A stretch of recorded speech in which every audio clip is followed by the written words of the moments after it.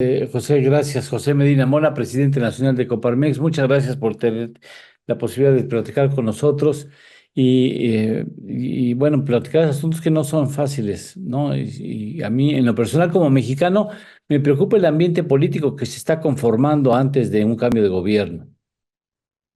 Sí, Eduardo, muy buenos días, qué gusto saludarte. Y bueno, Pues sí, hay igualmente. como no habíamos visto en una transición presidencial, por un lado, esta pues discusión que es muy entendible sobre este tema de la sobrerepresentación y lo que, bueno, hoy decidirán los consejeros del INE y la próxima semana los magistrados del Tribunal Electoral, pero al mismo tiempo una discusión sobre una reforma al Poder Judicial en donde pues ya no nada más somos los organismos empresariales que señalamos el riesgo de que aumenta la incertidumbre para el país, sino también se han manifestado organismos, bancos internacionales como Morgan Stanley, como Citi, también la Embajada de Estados Unidos, la Embajada de Canadá, las empresas, el Consejo de Empresas Globales, es decir, empresas internacionales que están en México. Entonces, desde distintas perspectivas se ve que esta reforma al Poder Judicial, como está planteada, eh, eleva, aumenta la incertidumbre jurídica para la inversión, ha detenido ya procesos de proyectos de inversión, inclusive ha cancelado ya algunos proyectos de inversión. Y hay una cifra ahí que lo confirma, Eduardo, que es esta que se publicó a principios de semana: 31,000 millones de dólares de inversión en lo que va del año.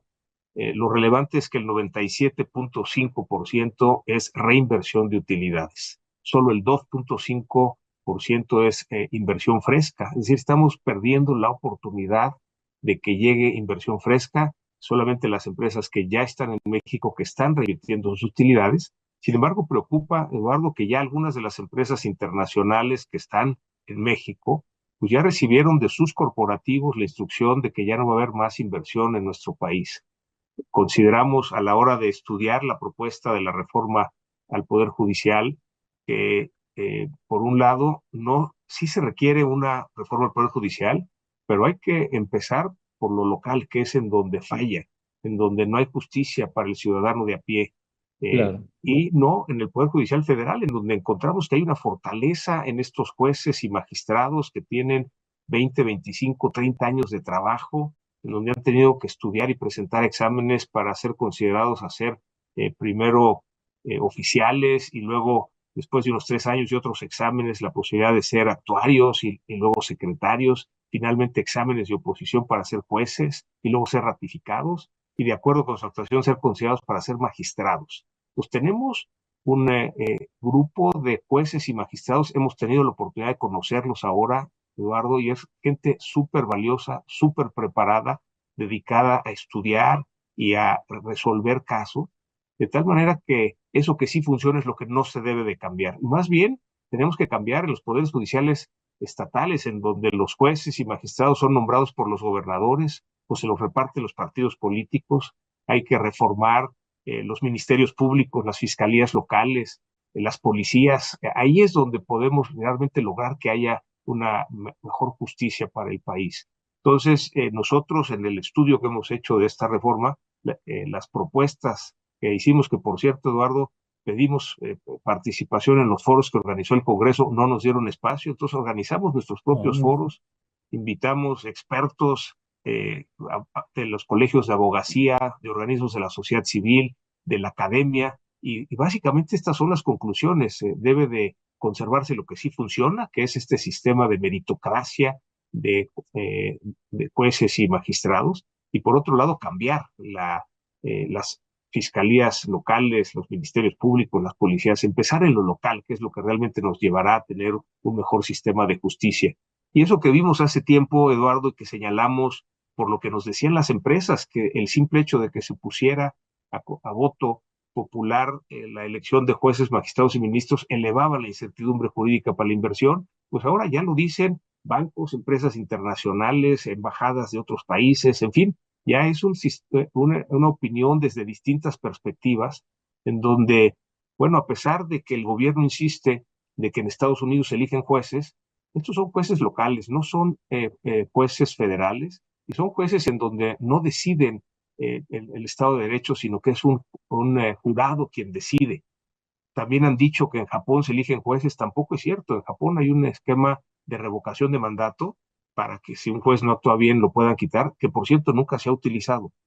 Entonces, digamos, esta discusión que se está dando, pues es pertinente porque hay distintas perspectivas ya de muchos lados, y esto no es nada más Coparmex, Eduardo, lo comentamos desde luego en Coparmex, pero también el Consejo Nacional Agropecuario, y Consejo Colombiano Claro, Empresarial, y Consejo Mexicano de Negocios, y luego Concamín, y luego el IMEF, el ANTAD, en fin, digamos, son perspectivas de los organismos empresariales, pero también de los organismos internacionales, pero también de las embajadas, pero también, digamos, de empresas, tanto las que están instaladas en México como las que quieren invertir, ¿no? Entonces, sí nos parece que esto requiere un mayor tiempo de diálogo y que ojalá no quieran aplicar simplemente un fast track de aprobación en septiembre, ¿no? En caso de que obtenga Morena y sus aliados la mayoría calificada, que consideramos que hay elementos para que no la obtenga, porque no tuvieron esos votos claro. en el 2 de junio.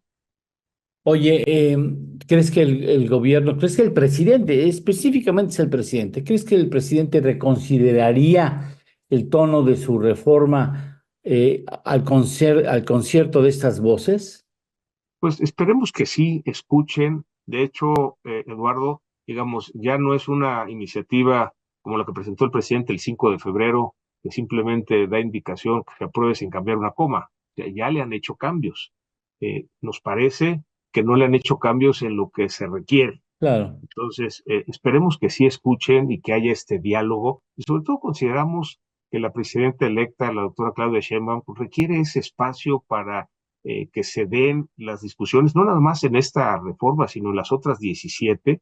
Ojalá que no le toque entrar al país con 18 reformas constitucionales ya aprobadas, en donde le han puesto la agenda, sino que ella tenga la libertad para ir administrando cada una de estas reformas en los momentos en que ella considere pertinente. Es importante, digamos, que a partir de octubre, pues ella es quien será la presidenta y ella debe de tener ese poder. Entonces, que de última hora se esté cambiando tanto el panorama, pues nos parece que le deja, como bien lo decías al principio, ¿verdad? Un país muy movido.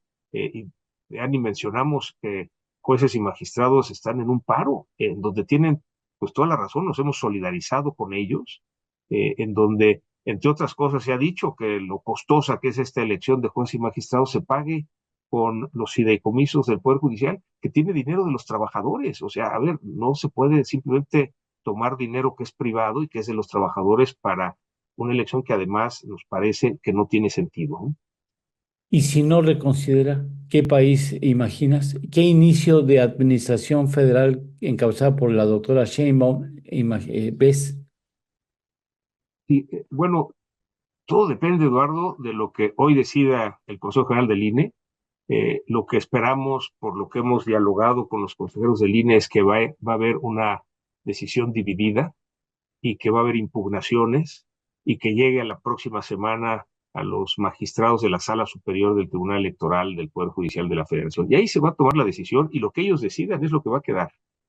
Hay elementos que nos indican que se puede interpretar de una manera sistemática el artículo 54 de la Constitución para que, si bien es cierto, Morena y sus aliados tengan una mayoría que sí ganaron el 2 de junio, Sí, tuvieron claro. el 54% de los votos, pero no una mayoría calificada, es decir, cuando les aplicas ese 54, un 8% máximo de tope de su representación, llegaría a un 62%, lo cual no le da la mayoría calificada. En este país, Eduardo, en los últimos 40 años, todos los cambios en la Constitución han requerido la votación de la oposición. Y eso es muy bueno porque se da el diálogo, se enriquecen las propuestas, hay esos contrapesos. El hecho de que se trate de interpretar ese apartado 4 y 5 del artículo 54, en donde dice 8% por partido. Entonces dice, bueno, como son tres partidos, ya no es el 8, es el 24. Y Claro, entonces, Eduardo, hacemos el ejercicio. ¿Y qué tal que fueran cuatro? Entonces ya sería 32% adicional, más el 54% ya llegan al 86%, le dejarían a la oposición un 14% cuando tuvo un 46%. Pues esto nos lleva a un absurdo, es una circunstancia que merece la pena una nueva evaluación de estos topes. Y sobre todo partiendo que el apartado 1 de este artículo 54, Enrique, habla de que para que un partido pueda tener eh, diputados plurinominales requiere haber presentado al menos diputados en 200 distritos. Y habla por partido, no los presentaron por partido, los presentaron por coalición. Entonces le están dando una interpretación a la fracción 1 por coalición y a las fracciones Ujú. 4 y 5 por partido. Nos parece que esto tiene que ser parejo y como han dicho los colegios de abogacía, hay que interpretar estos cambios en la historia de nuestro país, que es lo que ha permitido cada cambio, que las minorías tengan espacio, que haya pluralidad, que eso es lo que se requiere para que avance la democracia en el país. Entonces, dependiendo, perdón, regreso a la pregunta que hacías, dependiendo de qué decida la Sala Superior del Tribunal Electoral, podemos tener un país en donde la democracia siga avanzando con todas sus limitaciones, Eduardo. Llevamos 3 décadas avanzando en la democracia, o tengamos un retroceso a los 70, un país en donde el poder esté concentrado en la presidencia, en donde no haya división de poderes, no haya órganos autónomos, no haya contrapesos. Eh, Digo, no, esto no quiere decir que va a desaparecer el país, simplemente es una regresión autoritaria a los 70. Ya recorrimos un largo camino desde los tiempos de Echeverría hasta ahora, en donde, pues, desde que decidimos que queríamos democracia, Eduardo, simplemente hemos tenido 3 distintos partidos que ganan la elección presidencial y las transiciones han sido en paz. Y eso es lo que queremos que siga siendo. Entonces, por eso hemos hecho ese llamado a los consejeros de línea y a los magistrados del tribunal que tomen en cuenta, digamos, de una manera sistemática el análisis de este artículo 54 con la circunstancia actual del país. Estos topes no se habían puesto para favorecer a las mayorías, sino para favorecer a las minorías. Entonces, dado que es una circunstancia diferente, pues merece la pena esta interpretación sistemática, Eduardo. Fíjate que qué curioso, me ganaste la pregunta. Te voy a decir, qué chistoso, regresamos a los 70 con el PRI mayoritario, único, en donde estaba Andrés Manuel como priista, como priista.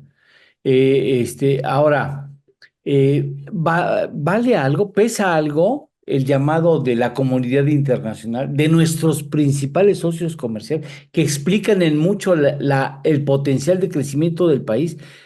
O sea, les vas a escuchar siquiera o no los vas a escuchar? O sea, es que aquí se está definiendo en manera muy importante el futuro de las próximas generaciones.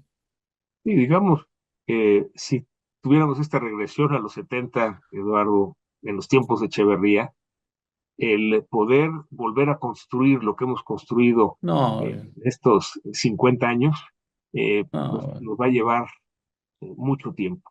Por eso es importante y es crítico para el país esta decisión. Y estamos en manos de 16 personas.